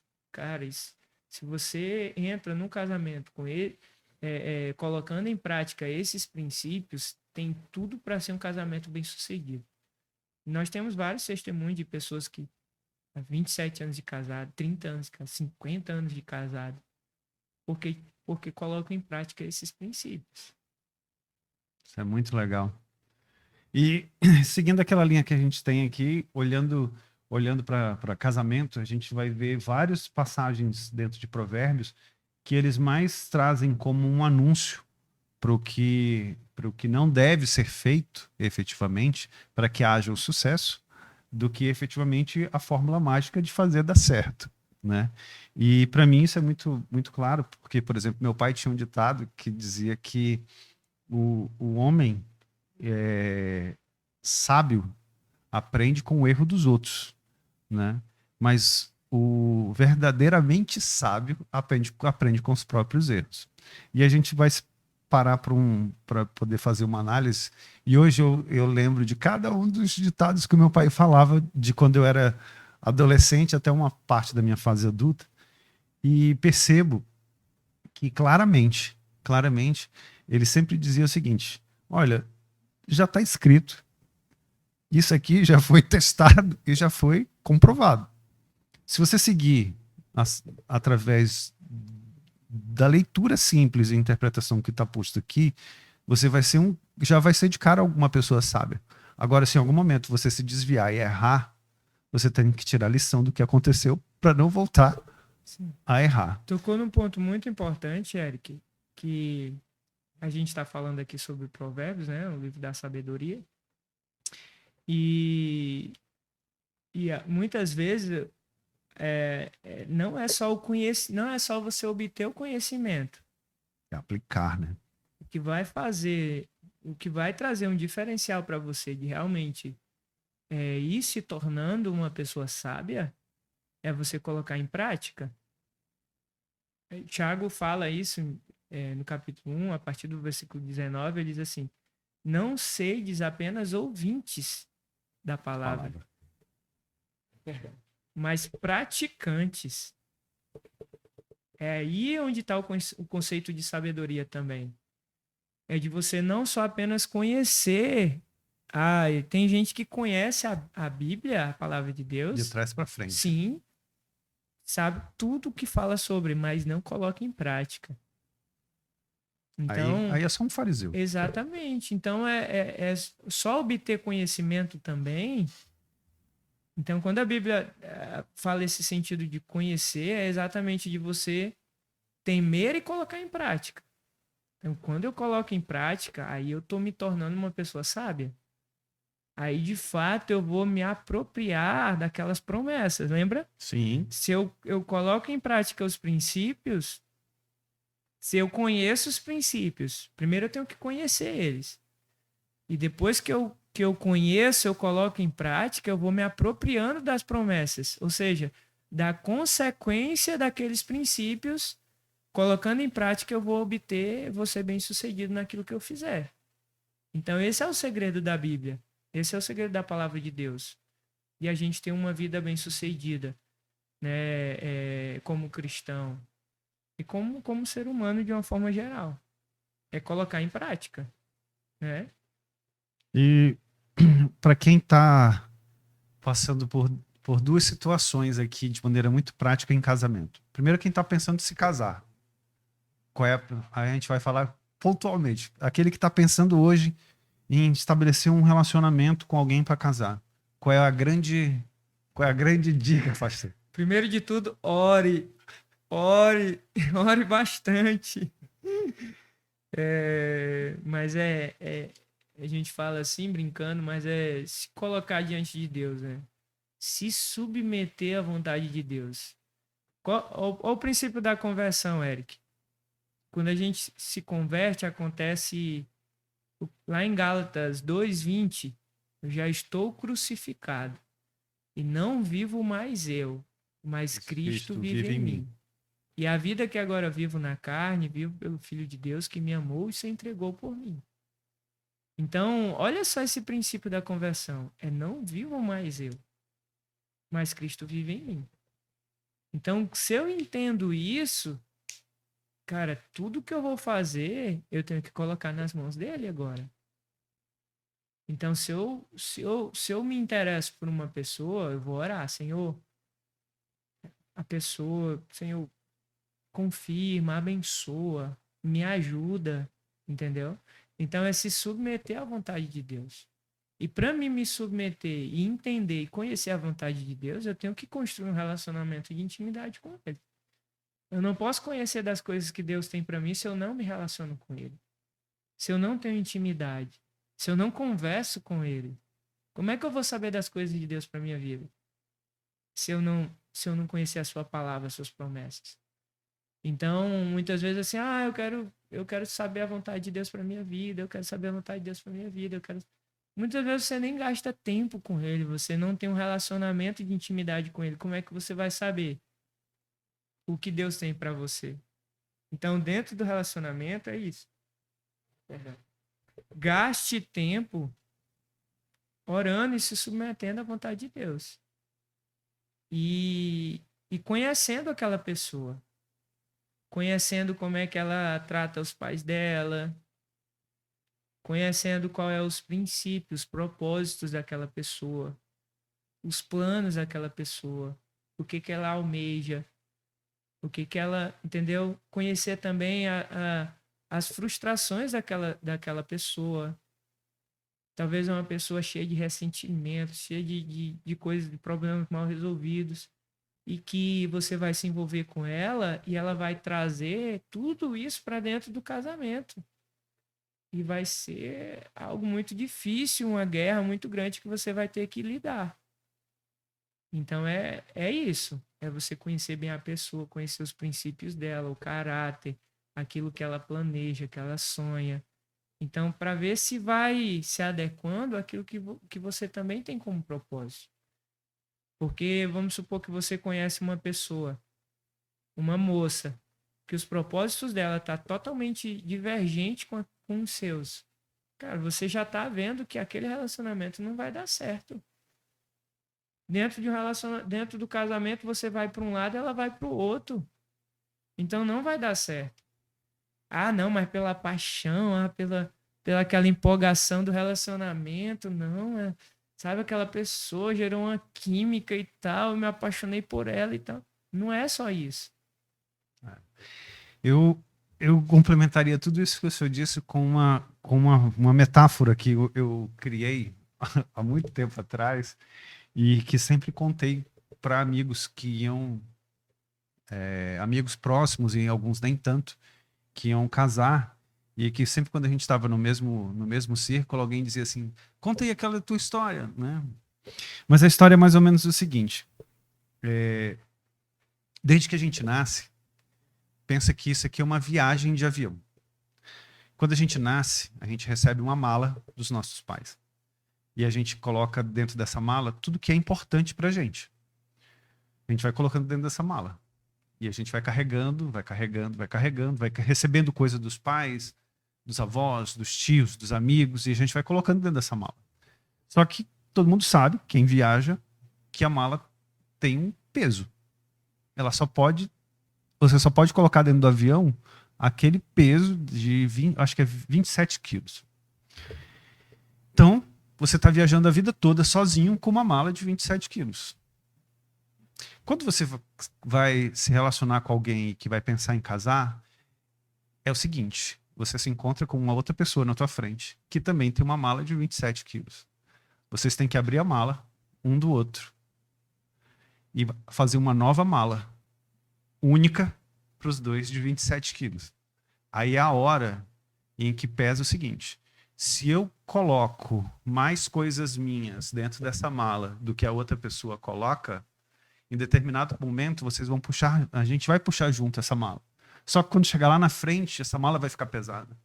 Só que a pessoa vai fazer o que a gente conversou desde o início, o egoísmo. Dizer assim, cara, por que eu tô puxando essa mala que só tem coisa dele e não tem quase nada meu? Não, puxa aí sozinho. A mala tem mais coisa tua do que minha, puxa aí sozinho.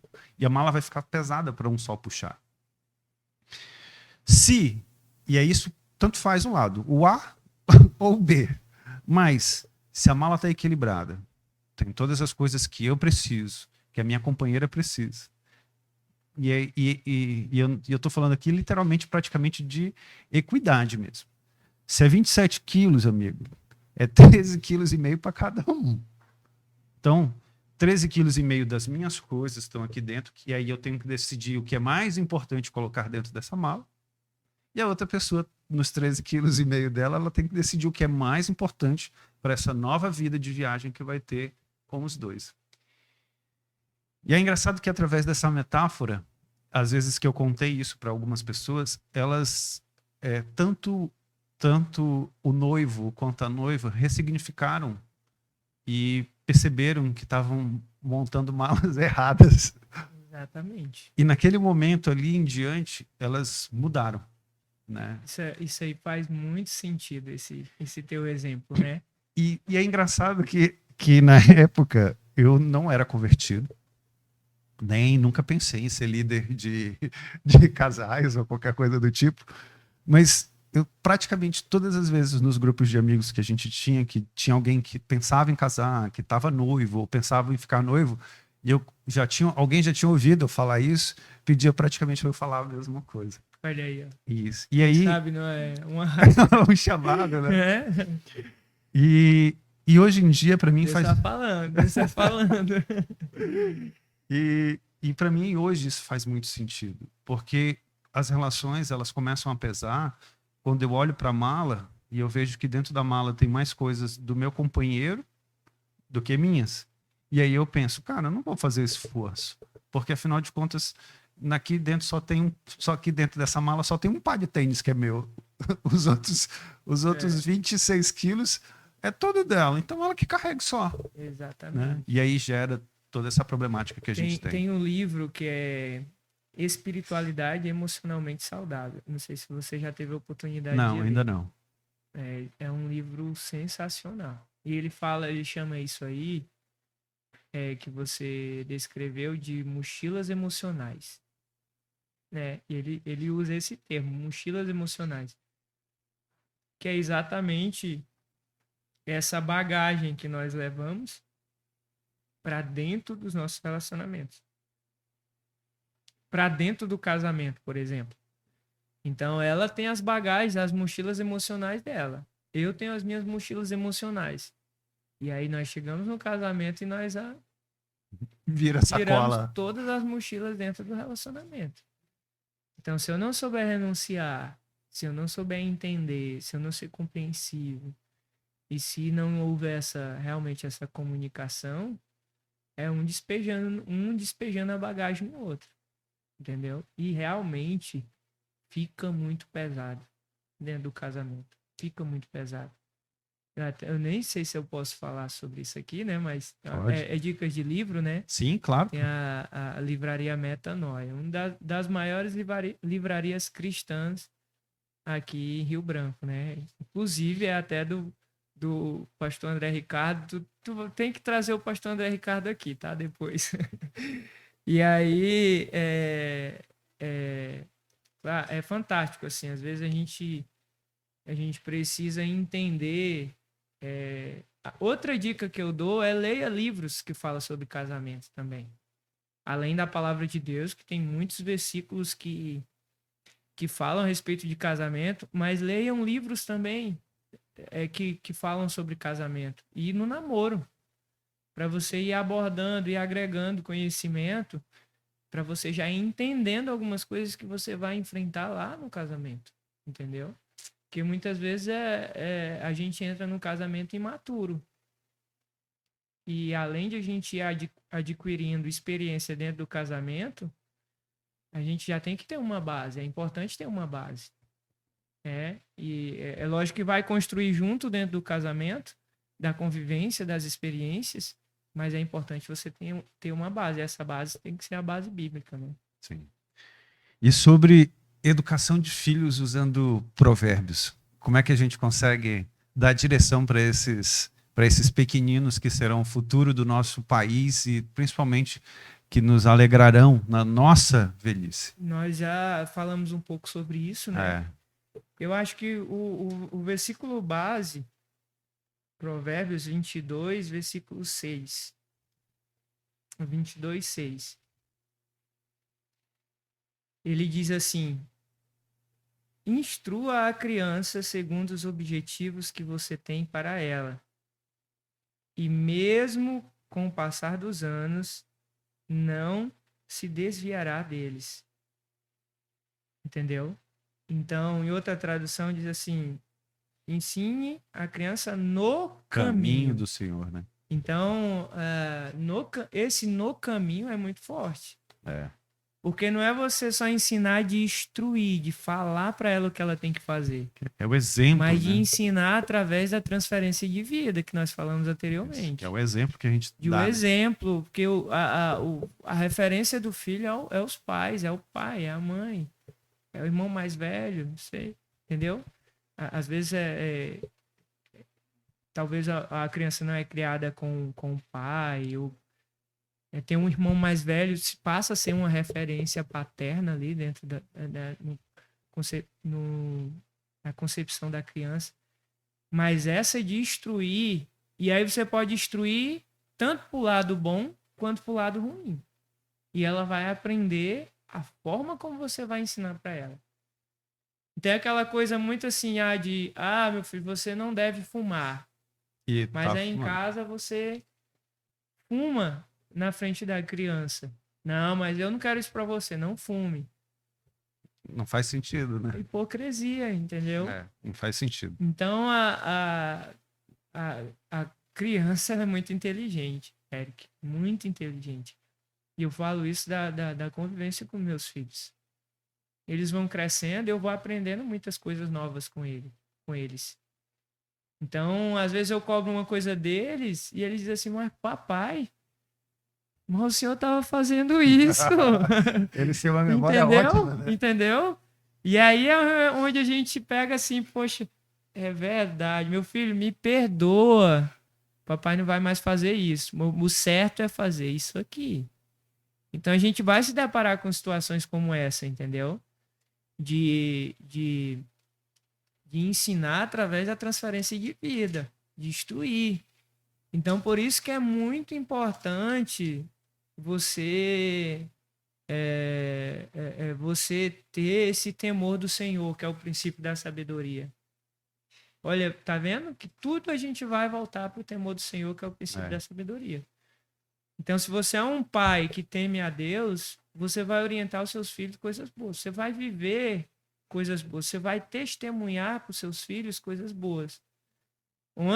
Lá em casa eu tenho lá em casa tem uma área, né? Aí tem uma sinuca que eu adquiri, né? Perdão. Que eu gosto de brincar. E às vezes o meu filho ontem à noite estava meio entediado. Ele falou assim, papai, vamos fazer alguma coisa? Aí eu falei, diga, o que você quer fazer? Aí ele falou, vamos jogar sinuca. Aí eu, bora, né? E foi tão legal, cara, tão maravilhoso ali eu passar aquele tempo com meu filho, descontrair com ele. Então foi desestressante para mim. Fez muito bem para mim. E quem estava entediado era ele. Exatamente. Né? Então, uma coisa que a gente tem que ter cuidado como pai também é passe tempo com seus filhos. Você é uma referência para eles. Então, passe tempo com eles, construa um relacionamento, firme a identidade do seu filho, projete o seu filho para aquilo que é o seu objetivo, lembra? Instrua a criança segundo seus objetivos. Não, nós só desejamos coisas boas para os nossos filhos. Então, instrua ele dentro desses princípios, mas dê o exemplo para ele. Passe tempo com eles. Ame os seus filhos. Declare coisas positivas para ele. Você vai ser uma bênção. Você vai ser um homem de Deus. Você vai ter uma família abençoada. Já ore pelos filhos dos seus filhos. Nós, como os pais, nós temos essa responsabilidade. Orar pelo futuro dos nossos filhos. Pai, que os nossos filhos tenham uma família segundo o teu coração. Né? Uma família abençoada. É muito fantástico isso. Nós não temos a principal oração. Sabe assim, o pastor mais reconhecido do país. A oração dele não vai ter mais eficácia do que a oração do pai pelo filho. Não vai ter. Por mais a unção que esse pastor tenha, o reconhecimento que ele tem, a bagagem que ele tem, mas ele não tem mais o poder da oração dele não vai ter mais poder do que a sua oração como pai, como mãe, sobre a vida do seu filho. E isso é muito importante, Eric. O nosso posicionamento como pai, como sacerdote da casa, de projetar os nossos filhos. Tem um versículo importante, ele não está aqui em Provérbios, mas está em Salmos 128. Ele diz aqui, ó.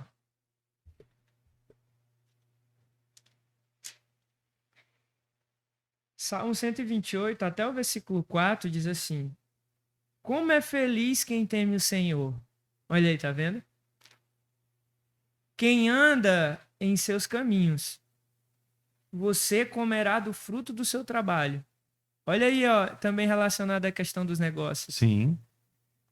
E será feliz e próspero.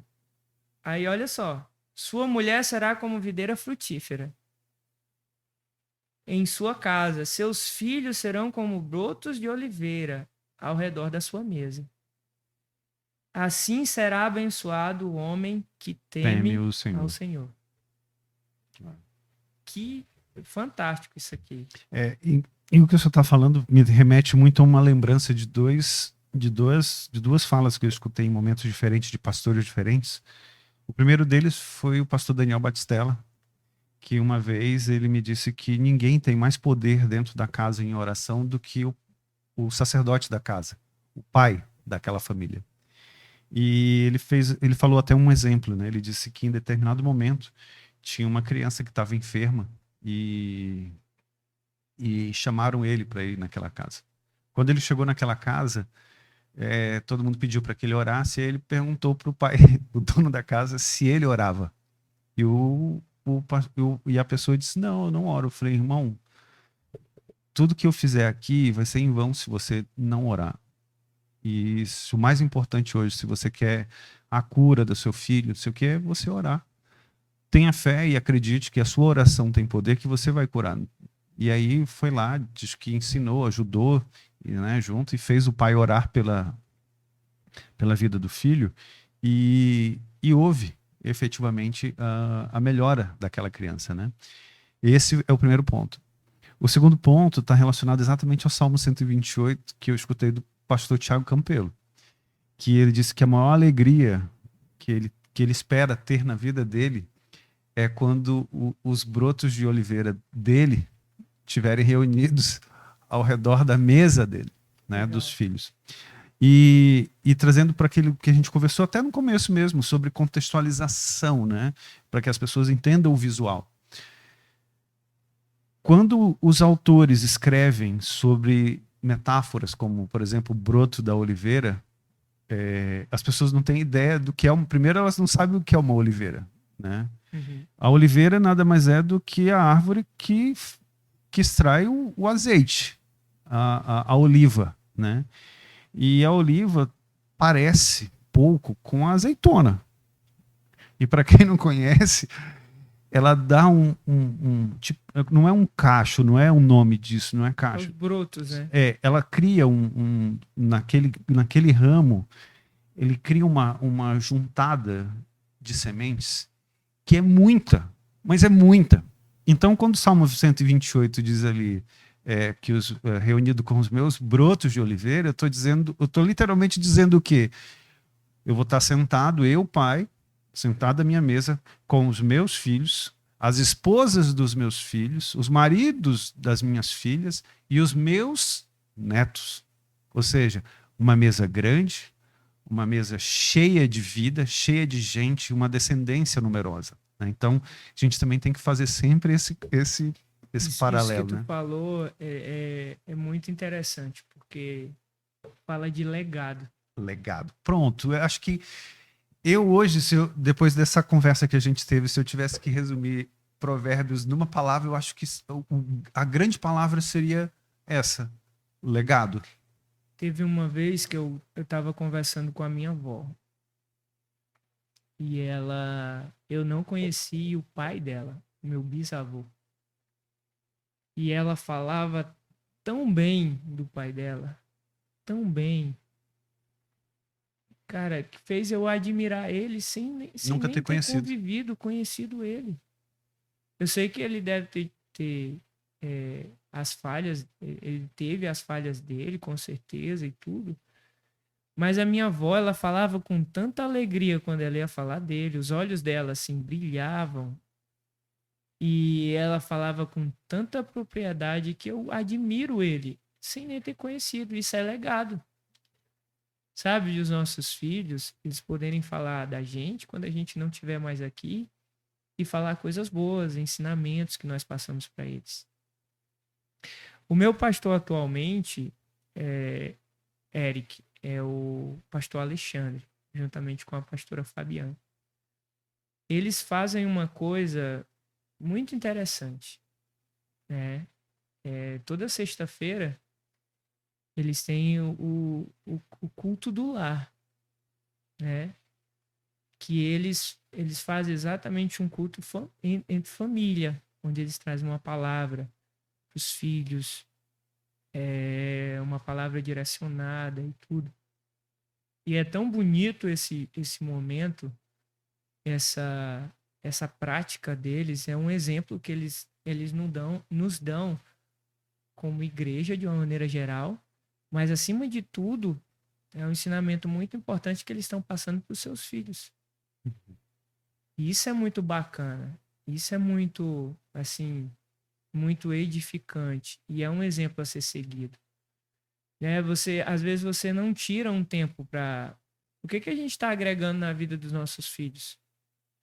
Não apenas a transferência de vida, mas aquilo que nós estamos passando de Deus para eles. Quais os ensinamentos que nós estamos passando da palavra de Deus para eles? Sabe, lá no Antigo Testamento e Êxodo, quando Deus fala assim, e passa esse ensinamento perpétuo de geração em geração, de filhos para filhos. Tem algumas passagens que falam a respeito disso. E é isso, cara. É o amor que a gente recebe do Senhor, é o que a gente aprende dele, é a gente poder ter essa capacidade de passar para os nossos filhos também. E aí nós vamos construir um legado. Pastor, a gente está chegando aqui, já são quase 2 horas de conversa.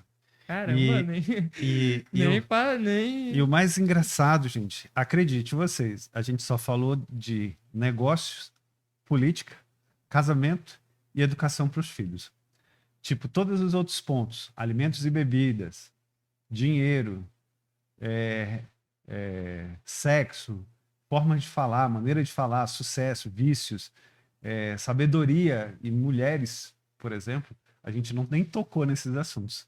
Aí é óbvio que a gente vai deixar vocês com um pouquinho de gostinho de quero mais, para que a gente possa chamar mais um outro dia à frente, para que o pastor Anderson esteja aqui de novo, fazendo esse bate-papo conosco. Como vocês sabem, a gente sempre termina e eu deixo o nosso convidado com aqueles famosos 2 minutinhos para ele poder falar e ter as considerações deles finais. E nesse momento eu quero começar iniciando agradecendo ao pastor Anderson e entregando para ele esse microfone e os 2 minutos para que ele possa fazer as considerações dele. Cadê o cronômetro?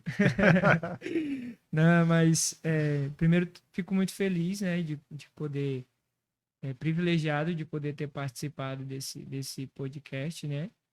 E é uma experiência nova para mim e assim, gratificante demais de poder dividir aqui essa mesa, né? Com você, com essa equipe abençoada aí. E assim, gente, busquem sabedoria, né?